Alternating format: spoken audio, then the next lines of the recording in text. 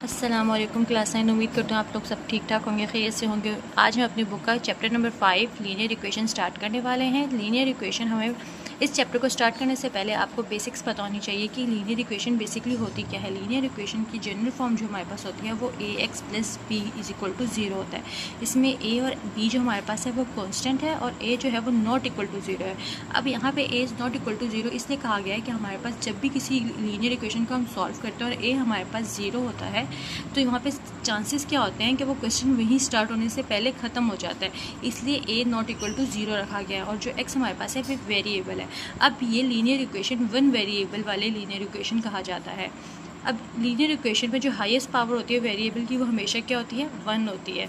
यहाँ पे आप लोगों ने याद रखना है ये इसकी जनरल फॉर्म है और a क्या है, नॉट इक्वल टू 0। अब इसको general form of the linear equation in one variable, यहाँ पे वन वेरिएबल इसलिए कहा गया है क्योंकि इसमें वेरिएबल क्या है, x हमारे पास है और वो क्या है, 1 है, इसलिए इसे one variable of linear equation of one variable कहा गया है। आप लोगों ने चीज़ इतनी बेसिक सा कॉन्सेप्ट यहाँ से लेके यहाँ तक आपने याद रखना है। ये मोस्टली एमसीक्यूज आते हैं इसी टॉपिक से लेके, और शॉर्ट क्वेश्चन भी पूछा जा सकता है कि linear equation in one variable क्या होता है, डिफाइन इट। इसके बाद हमारे पास इसके स्टेप्स आते हैं। लीनियर इक्वेशन वन वेरिएबल में हमारे पास हो तो हम इसे किस तरह से सॉल्व कर सकते हैं।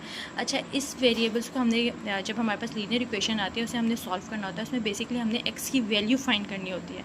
x की वैल्यू फाइंड करने के बाद हमें बताना होता है क्या ये इक्वेशन ट्रू है या फॉल है। इसको ट्रू और फॉल को फाइंड करने के लिए इसकी कुछ स्टेप है। सबसे पहले आपने लीनियर इक्वेशन को सबसे पहले स्टेप में आपने क्या करना है, आपने उस वेरिएबल टर्म यानी हमारे पास जो वेरिएबल टर्म और जो कांस्टेंट टर्म होते हैं उसको हमने साइड पे कर देना है और फिर उससे डिवाइड मल्टीप्लाई जो भी स्टेप होते हैं हमने उसी तरीके से x की वैल्यू फाइंड करनी है। ये दोनों स्टेप हमारे पास x की वैल्यू फाइंड करने के लिए। देन उसके बाद यहाँ पे हमें कहा है कि वो टर्म ट्रू है इक्वेशन या नहीं, उसे फाइंड करने के लिए हम उसे क्या करते हैं, चेक करते हैं।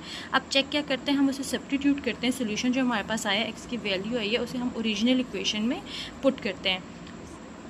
इस छोटे से कॉन्सेप्ट को आपने माइंड में रखना है और इसी को माइंड में रखते हुए हम इसकी एक्सरसाइज सॉल्व करते हैं।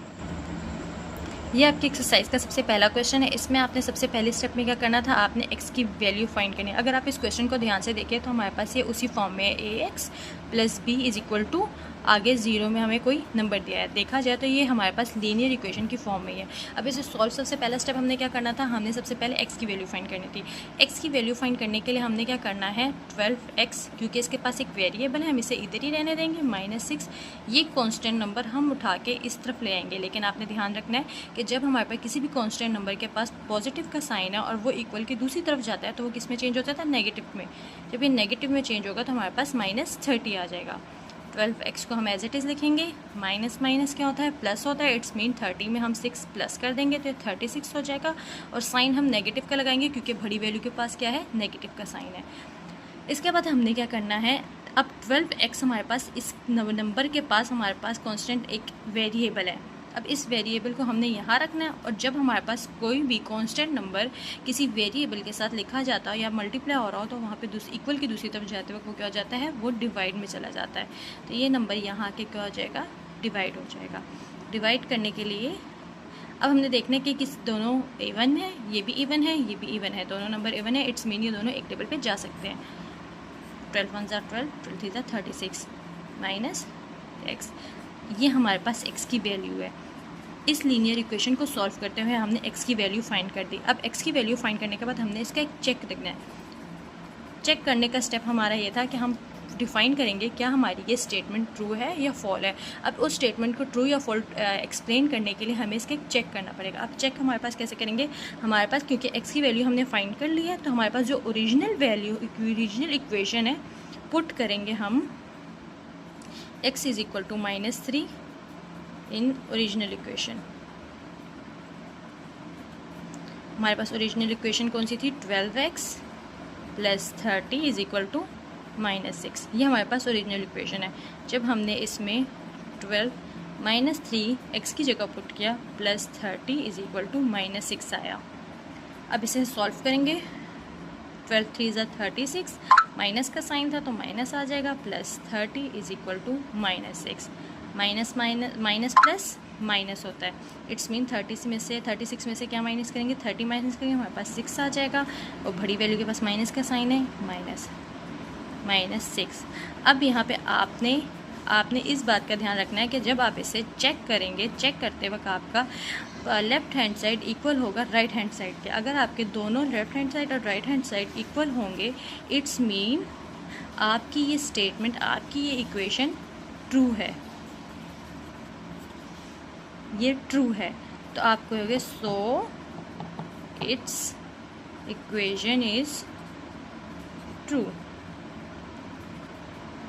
अब यहाँ पे आपके पास क्वेश्चन में पूछा गया, हमने सबसे पहले क्या कहा था, सॉल्व करना था और रिप्रेजेंट करना है। अब हमने सॉल्व कर लिया, एक्स की वैल्यू निकाली और उसके चेक करने के लिए कि स्टेटमेंट ट्रू है या फॉल्स, हमने वो चेक भी कर लिया है। लेकिन उसके बाद एक और स्टेप जो हमें क्वेश्चन में पूछा गया है, represent the solution on real line, यानी हमारे पास जो नंबर लाइन होती है, हमने उससे अपने ये एक्स की वैल्यू को रिप्रेजेंट करना है। तो इसके लिए हम एक नंबर लाइन ड्रॉ करेंगे।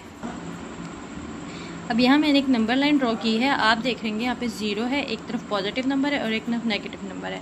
हमारी x की वैल्यू क्या आई थी, -3 आएगी। तो हमने क्या करना है, हमने इस 3 को हाईलाइट कर देना है नेगेटिव साइड पे और उसे हाईलाइट करके -3 लिख देना है। और ये हमारे पास क्या है, ये हमारे पास क्वेश्चन सॉल्व हो गया।